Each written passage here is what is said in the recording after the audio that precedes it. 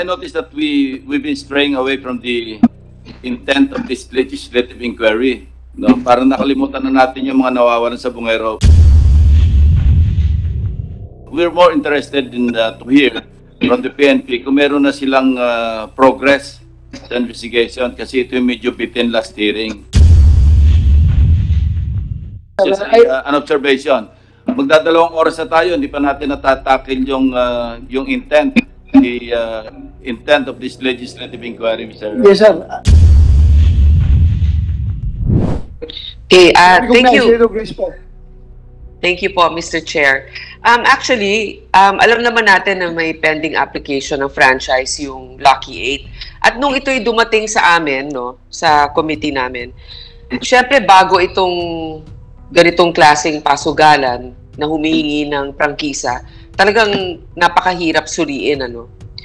Pero ang isa naman ang masasabi ko, sila humarap para mag-apply. Isang bagay ito na masasabi natin tungkol sa kanila. Ngayon, marami rin akong nadidinig, halimbawa, Lucky 8, tapos yung mga ibang, yung isang nabanggit nga dyan, si Pineda, na sa sarili nilang kilos, may mga nagsasabi na nakakatulong sila. Ngayon, ang importante ngayon na talakayan natin, ito, siguro tatanungin ko si Mr. Atong paano yung nagiging kooperasyon ninyo sa mga pulis ngayon sa pag-iimbestiga? Kasi nga, di ba may mga sinasabi na sira yung CCTV doon sa Sabungan, naayos na ba yung mga CCTV na yan? Pangalawa, anong klaseng kooperasyon ang binibigay ninyo? Meron din ba kayong mga pinagsususpetsahan? Kung hindi talaga kayo ay responsable dyan, ano ang nakikita ninyong anggulo ngayon dito sa mga nawawala na ito? Kasi yun ang talagang punot dulo nito. Mahirap natin talakayin ang isang prangkisa na may mga kasong ganitong nakabinbin. Yes, Your Honor. Yun po. You can respond, please. Your Honor, about CCTV, okay. Napanood ko rin po na napapagalitan din ng PAGCOR dahil sa hindi sila nag-ihigpit sa amin sa CCTV. Ang CCTV po sa PAGCOR, ang nilalagyan nila ng CCTV inside casino lang. Hindi po kasi nila teritoryo ang mismong arena eh. Wala talaga kasi sa amin studio lang po eh. Ngayon, yung pag may kukwento ko nga kung paano kami, kung makikita niyo yung studio namin, yung hindi na kailangan lagyan ng CCTV yung mismo site namin dahil naka-video siya. Pagka nagpapalabas may video eh. Yung perimeter naman, hanggang ngayon under construction pa ho kami. Kasi nung mag-start kami ng July 15 hanggang December, may pandemic eh. Ang palabas namin kukunti lang, tapos bumibili kami ng manok, tapos konti-konti lang yan. Nakapag-start kami ng maganda, 2021, tapos nagsisimula umakyat yan, tsaka palang, tapos nalaman ko nga na mga March yata yun, napunta kami sa PAGCOR na kailangan kami i-regulate. You mean to say na yung tatlong sabungan na inoperate ninyo puro under construction pa, kaya hindi kayo nakapaglagay ng CCTV? Farm lang ho yan eh, farm. Okay. Farm. Nagsimula kami sa isang ang style ng farm kasi, bukid yan, bukid. May pader. May pader, wala. Nung una, walang pader. Ginagawa namin yan sa isang ano lang, yung rueda lang. So, yun ang ginawa namin arena. So, tapos yung mga manok, yung mga cockhouse, kanya-kanyang cockhouse yan, may air condition. Nung una, wala pa nga air condition eh. Nakalagay lang eh. So, within few months, nagsisimula pa lang kami ayusin. Tuloy-tuloy ang construction hanggang ngayong oras na to. Kasi tignan nyo. Tsaka, sa mga pulis, maski tanong nyo po sa kanila, every time na gusto nila pumunta sa amin, pinupuntahan nila kami. Never kami nag-object na imbestigahan kami. Yung sa CCTV, humihingi po ako ng paumanin. Ilang hektarya yung lupa namin sa Lipa? 33 hectares. Hanggang ngayon, pinapadiran pa. Tapos yung sa tapos namin, 10 hectares, 11. Hindi naman kami makapagpadir ng ayos dati dahil yung pandemic, mahirap yung Yung mapag-travel Okay, na tao. for Lipa, sabi mo, open na. With the indulgence of Senator Grace mo, is it okay na this, mag-follow up lang ako? Go ahead, sir. Nakikinig lang din po ako. Thank you, Mr. Chair. Yeah, thank you. Sabi mo, sa Lipa, 33 hectares, tapos kinukural ninyo. How about Manila? I think this Manila Arena is already built up establishment. Manila Arena, nagawa po namin dati yan as cockpit. Hindi po nakapagsabong dyan. Santa Cruz, nakapagsabong lately lang nung pinayagan lang ng IATF. Matagal naka-stack yan, idle yung lugar eh. Kaya nga, kung matagal na rin itong walang CCTV. Wala po, kagagawa lang yan na yung bagong gawa lang yung arena na yan eh.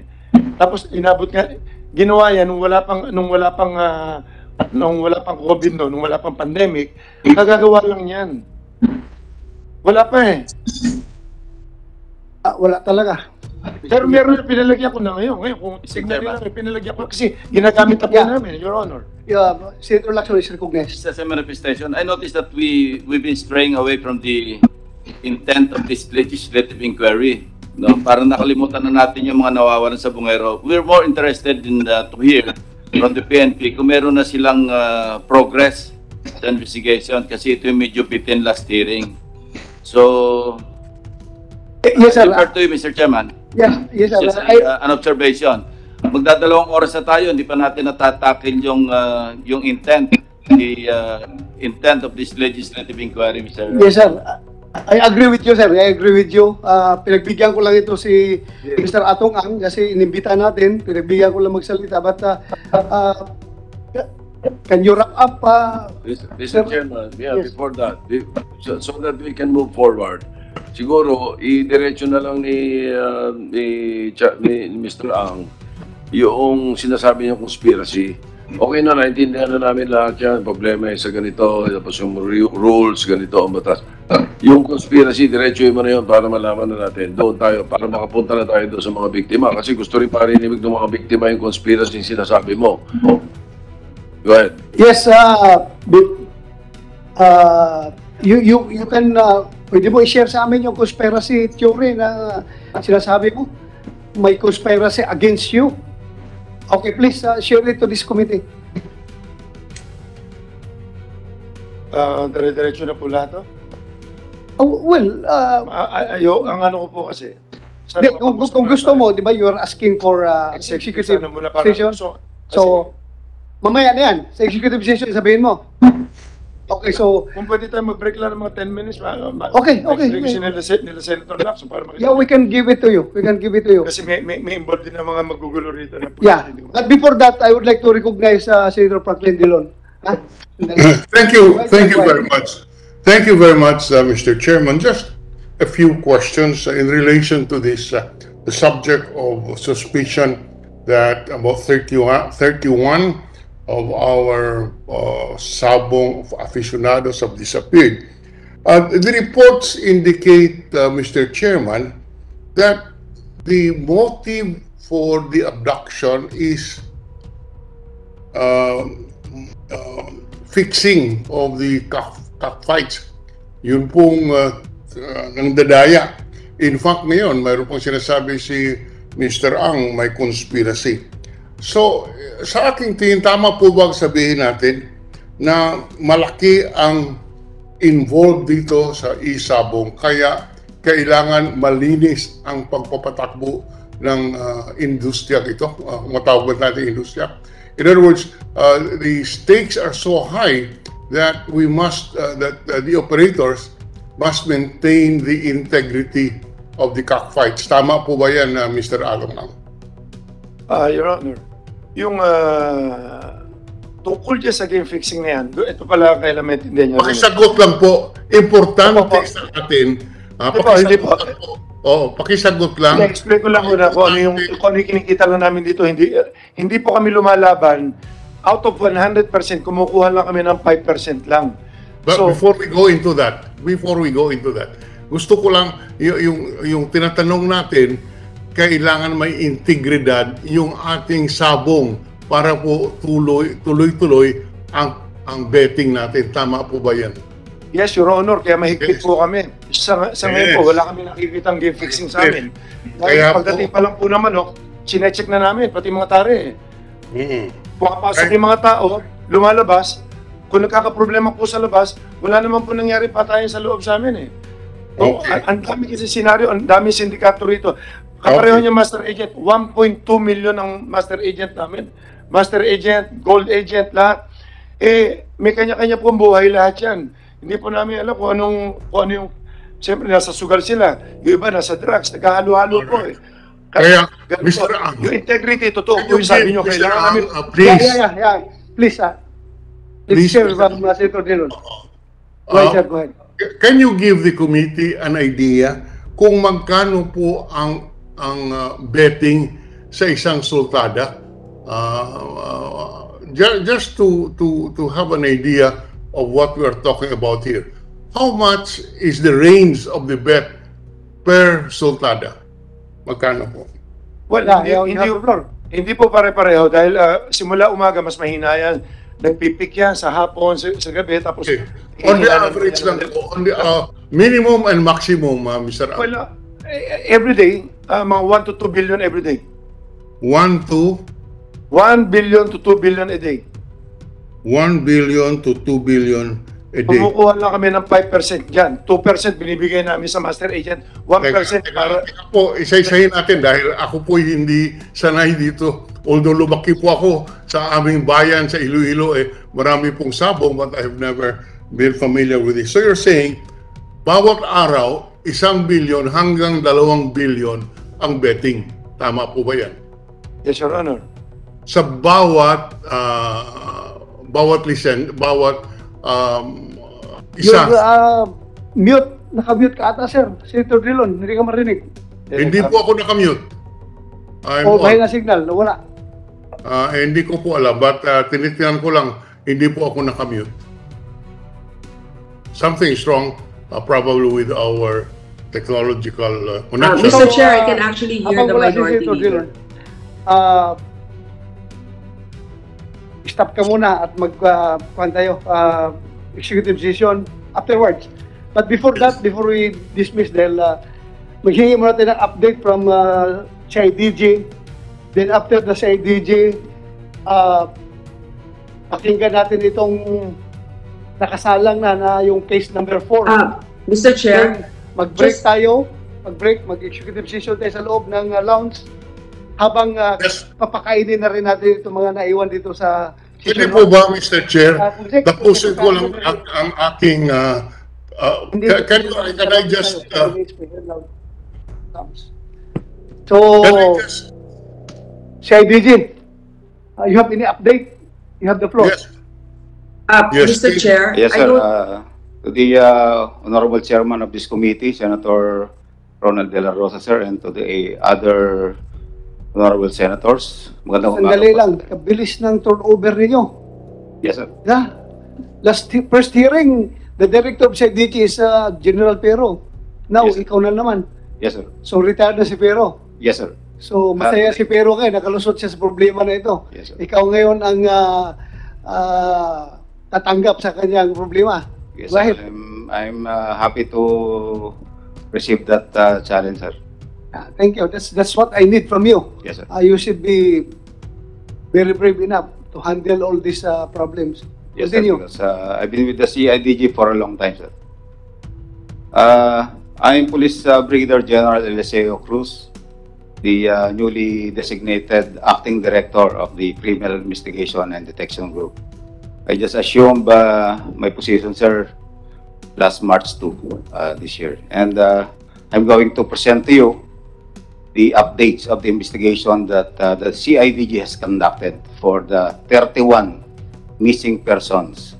31, Missing persons, sir. pero last count natin, 34, di ba? Yes, sir, but we are only handling 6 cases wherein 31 persons. Oo, pero huwag niyo pabayaan yung Yes, sir. yung 2 cases na involving 3 biktima. Yes, sir. We are also Isa mong related rin yun, di ba? Yes, sir. We are also coordinating with the other PROs which are I handling. suggest, hawakan mo na dahil sabi man ng Chief PNP. Yes, sir. Hawakan mo lahat yan.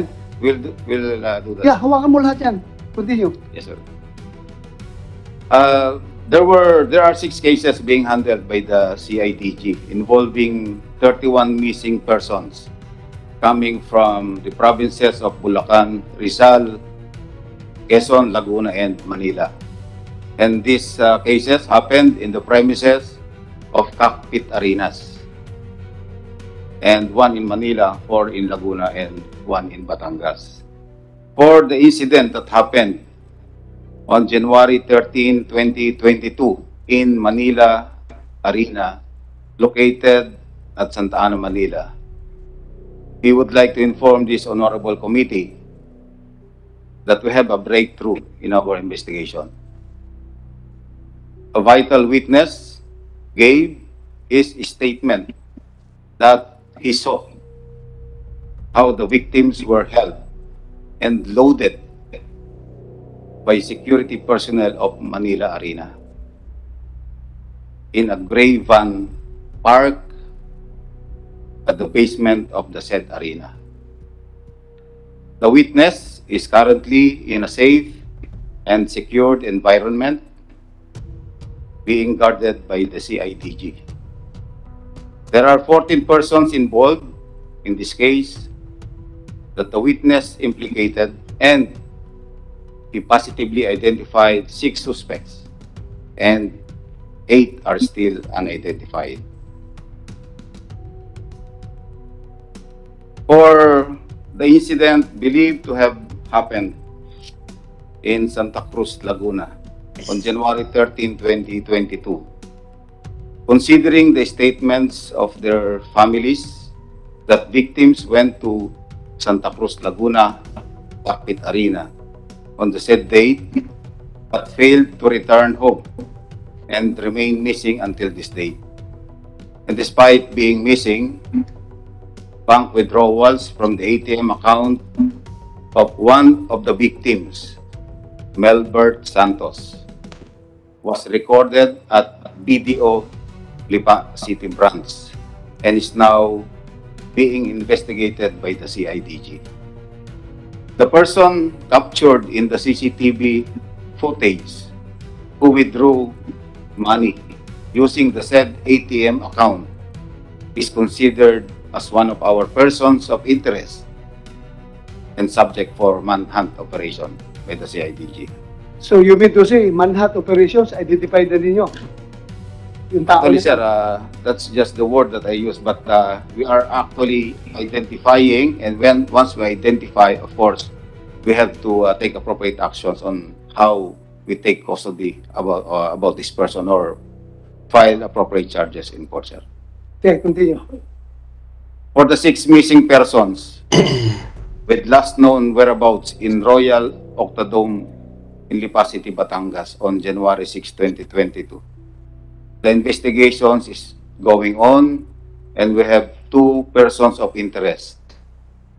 For the 5 missing persons with last known whereabouts in Santa Cruz Cockpit Arena in Santa Cruz on December 29, 2021, the investigation is going on and we have 2 persons of interest.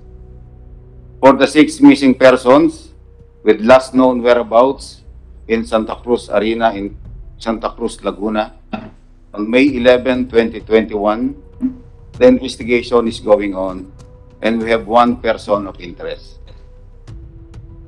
For the 4 missing persons with last known whereabouts in Santa Cruz Cockpit Arena in Santa Cruz, Laguna on April 28, 2021, the investigation is going on and we have filed obstruction of justice against 1 Brindon Dineros Retusto, and we have 3 other persons of interest. These are the updates of our investigation, and we are conducting continuous backtracking to gather more evidence and witnesses for the eventual solution of these cases. And we are sure, sir, the Honorable Committee, and of course the Filipino people, that the PNP will pursue this investigation to its fullest, leaving no stone unturned until we ferry out the truth and serve justice. Thank you. Thank you very much, Your Honors. Mr. Chairman, Yes, thank you, General Eliseo Cruz. just one or two Right. questions. are you ready to file cases before the prosecutor, refer the case or cases to the, with the prosecutor's office? Yes, sir. We are now filing appropriate case against the identified 6 persons Yeah. in Manila Arena, and we'll be filing kidnapping with serious illegal detention, punishable under Article 267 of the Revised Penal Code. Just so we are understood by the victims' families, ano, you cannot anymore conduct arrest based on Rule 113, di ba? Citizens arrest. It's no longer proper Yes, sir. to pursue these It will people and be- arrest them. You have to wait for the issuance of the corresponding warrants of arrest. Yes, sir. Kung magkakaroon ng warrants of arrest. Yes, sir. In the meantime, you will refer these cases before the prosecutor's office and let the preliminary investigation proceed, di ba? Yes, sir. That will be filed regularly before the Direct filing. City Prosecutor's Office of Manila, sir, and there will be preliminary investigation to be conducted, and subpoenas will be sent Yeah. to the identified 6 suspects. Yeah. And, summons na lang ang tatanggapin nila from the prosecutor. yes, Para sir. maintindihan ng mga victims' families, pakaisipin nila, walang ginagawa yung PNP. Because you're not authorized under the law, under the rules of court, to conduct arrest at this point in time. Yes, sir. Hindi na applicable, hindi ba? Yes, sir. Para maliwanag sa kanila. Yes, sir. So immediately, what you're telling us is you're filing cases against these people who are properly identified and positively identified, di ba? Yes, sir. Positively you're- identified by a witness And properly identified. and properly identified. Thank you. Yes, sir. Thank you, sir. Any more? Okay ka na? That's our update, sir, on the investigation, sir. Okay, thank you. Thank you very much. Sir, okay lang sa inyo. Balikan natin si Senator Drilon. Naputol kanina. Senator Drilon, sir, pasensya ka na, sir. We could not hear you. Kaya please continue, sir. Sorry. Thank you. I just want to place on record the magnitudes of the money we are talking about here, which could give rise to incidents such as this. Mr. Ang, did you say that the gross bets is about 1 billion to 2 billion? Is this per day, sir? Per day, Your Honor. Per day? Per day. Okay, 1 to 2 billion. Masyado pong, approximately, can we say 1.5 billion on the average per day? Gross bets, tama po ba yun? But depende rin no kasi sa ano yan, sa araw-araw kasi malakas lang po pag Friday, Saturday. Oh, what you're saying 1 to 2 billion per day? Let's say 1.5 na, 1.6 And this is only for Lucky 8 or for the 7 or for the 8 licensees, Mr. Ang? Pues, sa amin lang po yan. Sa inyo lang po. Ang kabuuan po kayo magkano? Just rough estimate of the gross bets of the e-sabong industry. Well, hindi ko kabisado sales nila, pero kung titignan mo yung sales nila, mga to, let's say, mga 500 million sila po, ganun. 500 or 700. 500 million per day. More or less sila. Yes, all right. Yes, Now- sir, excuse me, Senator Drilon, sir. Yes, sir. If I may interject, no? Kung gusto mo natin malaman yung kabuuan na pera dyan sa industry na yan, I think PAGCOR, meron silang accurate data mamaya. They can share it with us, sir. So please continue, sir. Tanungin natin yung PAGCOR later. Alam Yes, nila thank yung kung gaano, Thank you. what is the percentage of Lucky 8's contribution to the overall revenue derived from e-sabong industry. May data ang PAGCOR niyan. Hindi po. Naka-fix Thank you. po kasi sila eh. Naka-fix po sila na for every licensing. Nag-issue sila. Obligado kami ng 75 million na minimum guarantee of per Yes. Yeah, alam na. This ever is higher do sa 12,500 per Opo. fights. Kami more than eh. So ang binabayad namin siguro more or less 135 million every sa amin. Sir, please continue, sir. Continue.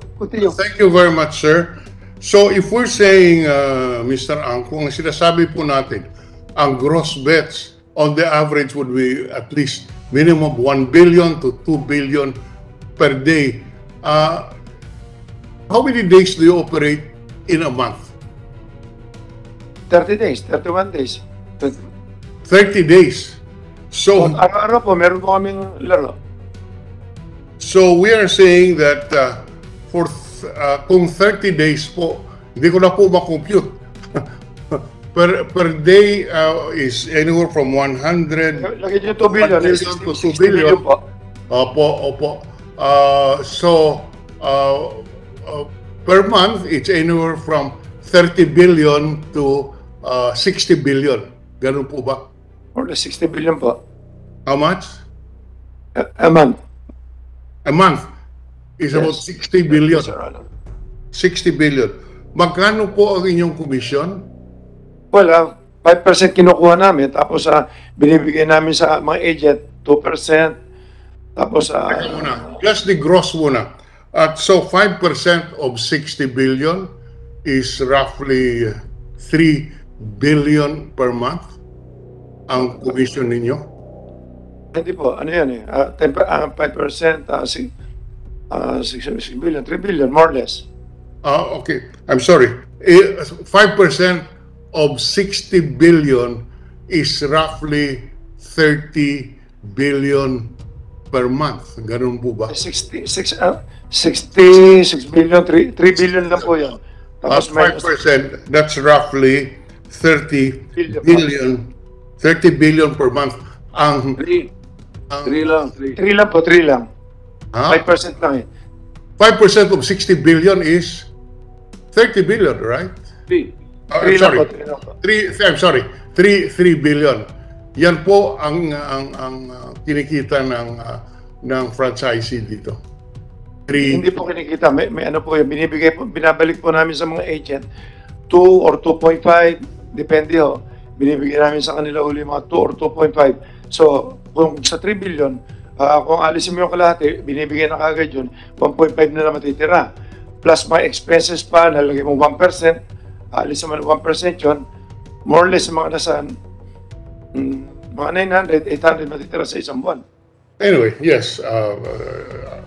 Doon ako kunin yun sa mga pagkor, sa mga ganyan. Doon na lang binabayad lahat. Kaya po, kung 3 billion ang kinikita ng Lucky 8, baka po payat ang 640 million na sinasabi ng Pagcor na kanilang income dito sa Isabong. Ulitin ko lang, 3 billion per month. Even assuming that you incur expenses on this, 640 million per month of revenue by Pagcor is pittance, is very small compared to the gross income of Lucky 8. That's all that I am trying to point out. Mr. Chairman, just to pursue lang. Yes. Point of Okay. clarification, Mr. Chairman. Yes, Yung sir. 5%. Yes, sir. Yeah, thank you, Senator Drilon. Ipurso ko lang yung point yung sa 5%. 5% Yes. for both entries or 5% for one entry? Pag pinagsama yung both entries, kaya without risk kami. Kung may tayong 1 million sa kabila, 1 million sa kabila, 2%, 2 million yun, minus 5% yun. So 5% sa both entries na. Total. Yun na yung gross. Hindi total. ito yung 5 sa one entry, another 5 for the other. Pareho, maski sa Pareho na yun. Thank you. So, kaya po, that's why I'm just asking yung gross per day. And from the testimony, it would appear that the gross income per representation and in the absence of any proof to the contrary, we accept that as the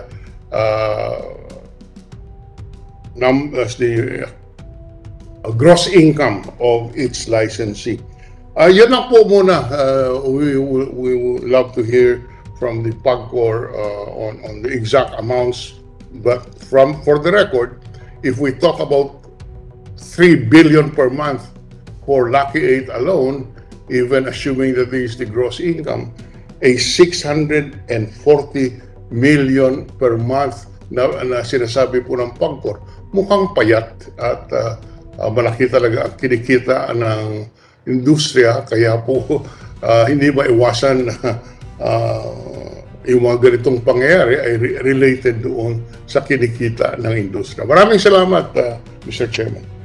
Thank you, sir. Thank you. Right, sir. Senator Lacson. Yeah, ang sabi ng PAGCOR kanina, I was taking notes, from April to, ito yung last year, parang ang average na remittance sa PAGCOR, 400 million per month. How much? How much? And then, for last year, from April, I think hanggang December, parang average 400 million pesos per month ang remittance. Okay. January to date, nag-increase ito sa 640 million per month. Okay. Noon pong April, Lucky 8 pa lang po ang umaandar.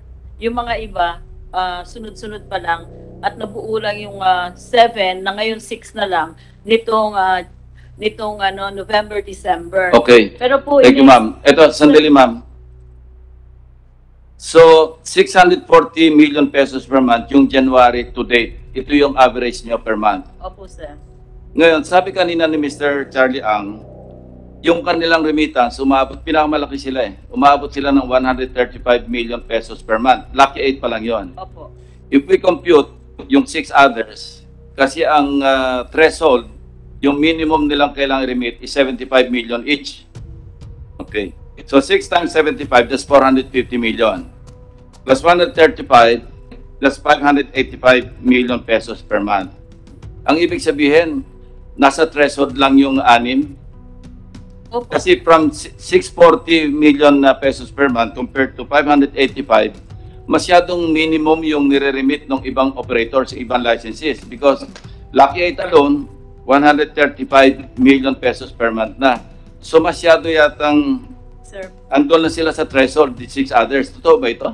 Opo, ganito po kasi, sir. Ang Lucky 8 na gross bets from April 2021 to January 2022, Ma'am, excuse me. Pakilapit yung microphone kasi hindi nare-record.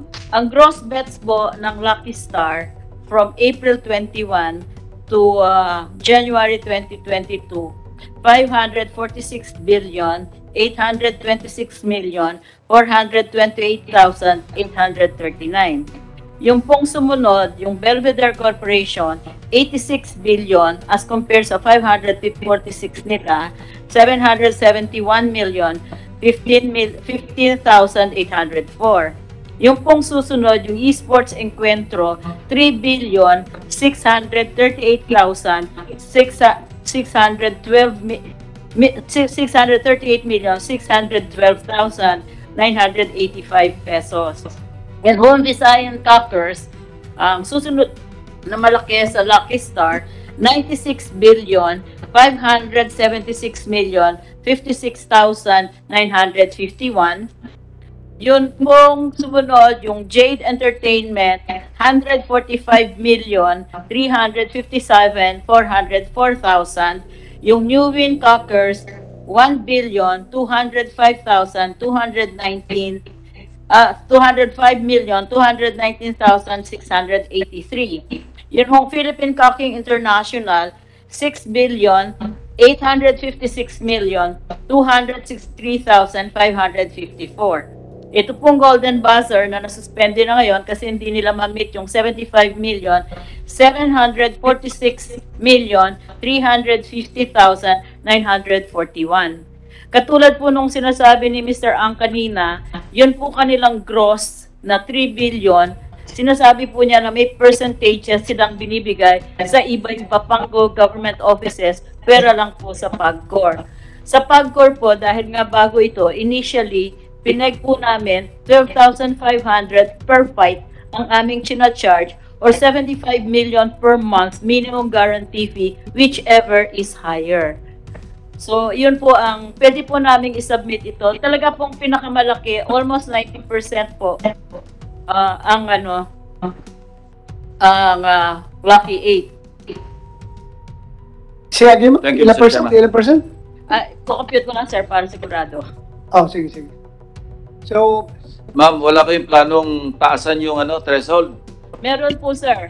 Ang ang binabalak po namin ay taasan siguro po yung per fight. Kasi kung tataasan pa po namin yung threshold ng 75 million minimum guarantee, magiging monopoly po dahil yung mga nakauna malalaki na talaga at kaya po yun. Yung mga iba na maliliit pa na nag-struggle and they're trying to enter the business, hindi po nila makayanan, kaya automatically, hindi po sila makakasali. Yun po ang aming teorya. Ayaw po namin ng may monopolya o may monopoly or something. Thank you, ma'am. Thank you Senator po. Tolentino, you have the floor. Yes, just last question addressed to our electronic money issuers, EMIs. Nandito ang Paymaya, nandito ang GCash. Napapag-usapan na natin konti itong detalye. Magkano po ang kinikita per day, per month ng GCash dito sa Isabong? Ganun din ang tanong ko sa Paymaya. Thank you, Mr. Chairman. Good morning, Mr. President. You are Paymaya or GCash? I am from GCash, Your Honor. Thank you. Please introduce yourself. I am Attorney Gilbert A.S. Cotto from GCash, Your Honor. Go ahead. I don't have the exact figure to answer the question, Your Honor. Excuse me, attorney. May request dito nga kung pwede, garbo ang dating. May harang naman tayo. Tanggalin mo muna yung habang nagsasalita. I apologize, Your Honor. Thank you. I don't have the exact figure, Your Honor, to answer the question of the Honorable Senator Francis Tolentino. But I am willing to submit to the Senate committee the documents that would answer the question, Your Honor. Thank you. Mr. Chairman, after the break, we can ask the representative from GCash to provide us the figures he can call. He can ask his superiors how much is Yes, we can do that. the income. The same is true with Paymaya. If Paymaya is willing to divulge the figures right now. Yes, Your Honor. I also cannot give you the specific data, no?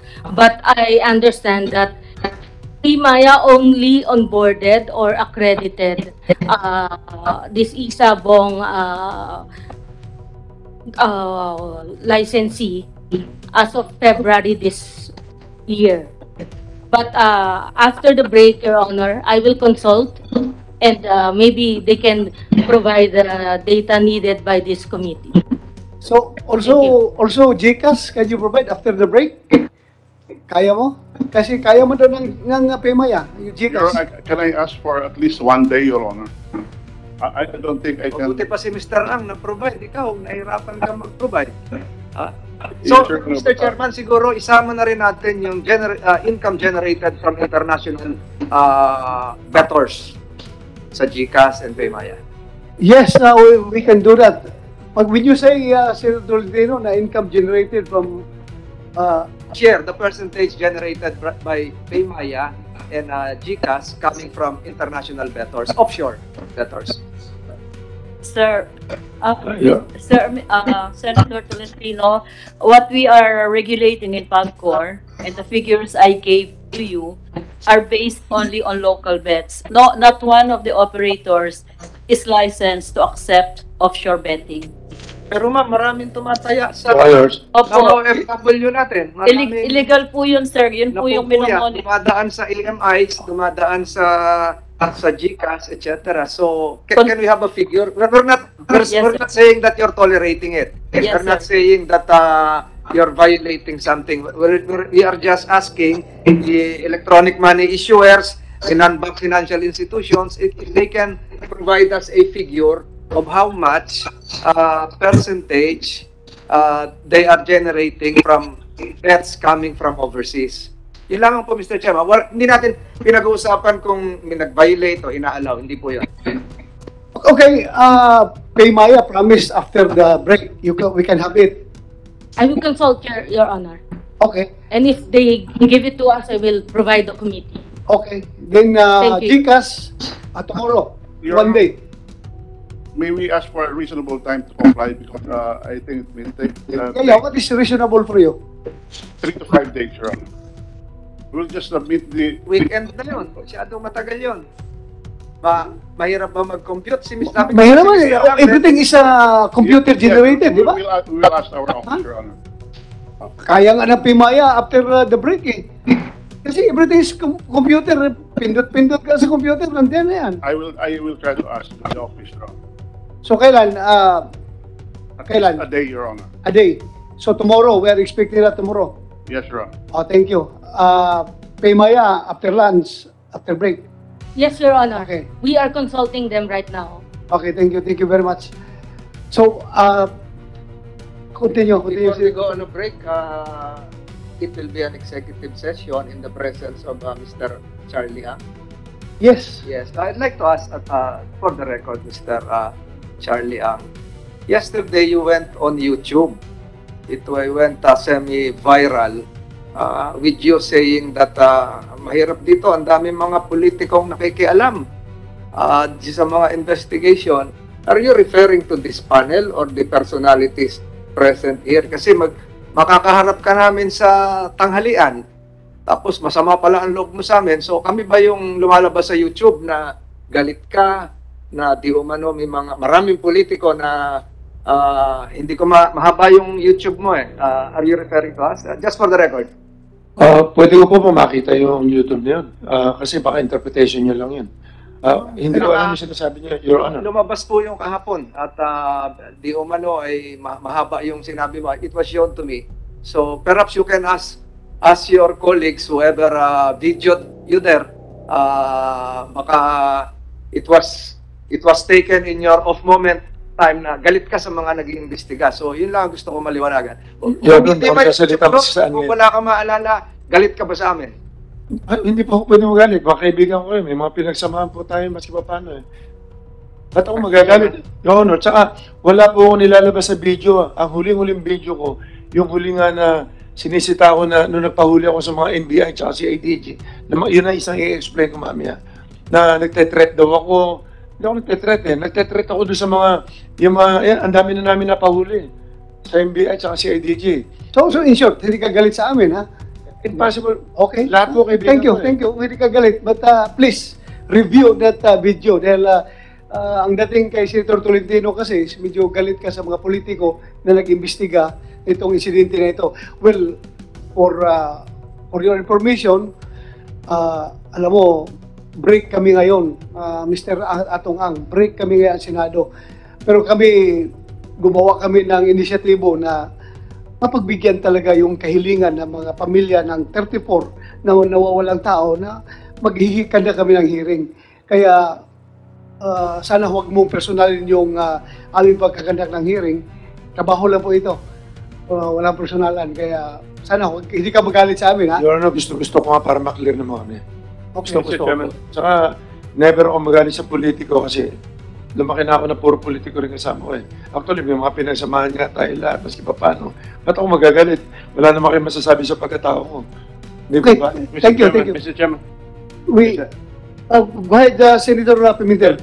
Yung sasabihin ba ni Mr. Ang sa executive session, hindi mo kaya sabihin dito sa open session? Andiyan, parang naririnig tayo na yung regional director ng NBI. Baka may informasyon siya makuha ron. Ayan namang si director ng CIDG. Hindi ba pwedeng sabihin mo na lang yun sa open session?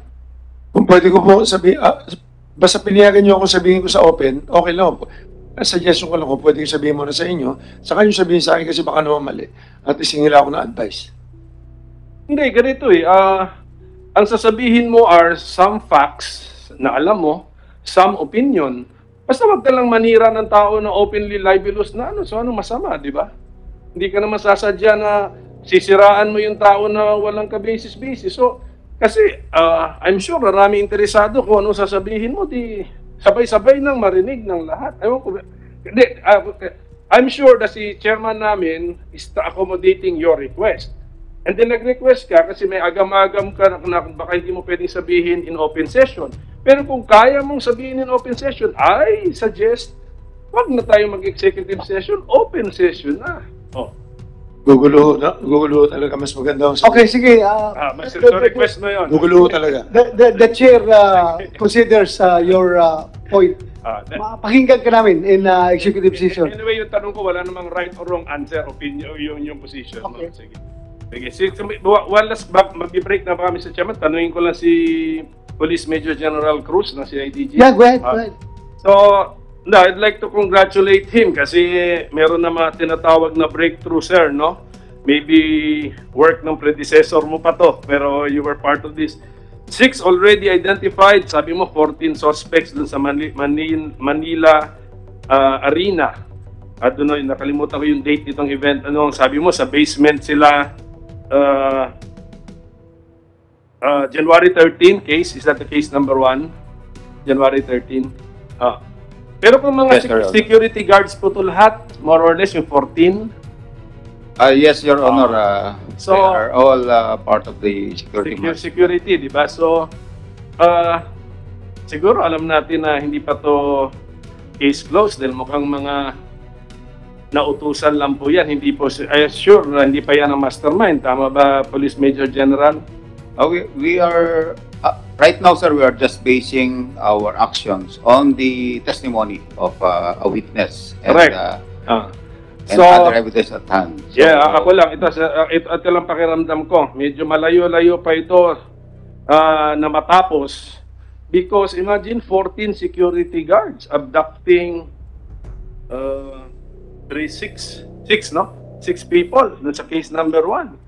Yes, sir. 14 security guards. Ba't naman kaya nila gagawin yan? So, napag-utusan lang. There must be some higher power or higher person or authority above the security guards. Yun tawagin na lang nating mastermind. So, that is just the feeling I have. So, I hope that you pursue that possibility, no? That this does not stop at the security guard level. Yes, Your Honor. That's always the course of our investigation in CIDG. When we investigate crime, we make sure that everything is checked and kagaya nga po ng kasabihan, we will leave no stone unturned in the investigation. Thank you. Anyway, Senator Pimentel, the management of Manila Arena is also invited. Andito, di ba? Komisek, the manager of Manila Arena. For the record, sir, we have invited them. Okay, so andito sila. Check, sir. Okay, thank you. So from here, ma'am, siguro mas maganda mamaya na kayo na may pagbigyan after the break. Kain muna tayo. Okay lang sa inyo? Kain muna tayo. Kumsik, please bigyan ng pagkain yung mga resource persons natin. Habang nag-break tayo, kami, executive session sa loob with Mr. Ang. Yes, sir. We'll comply, sir. Okay, thank you.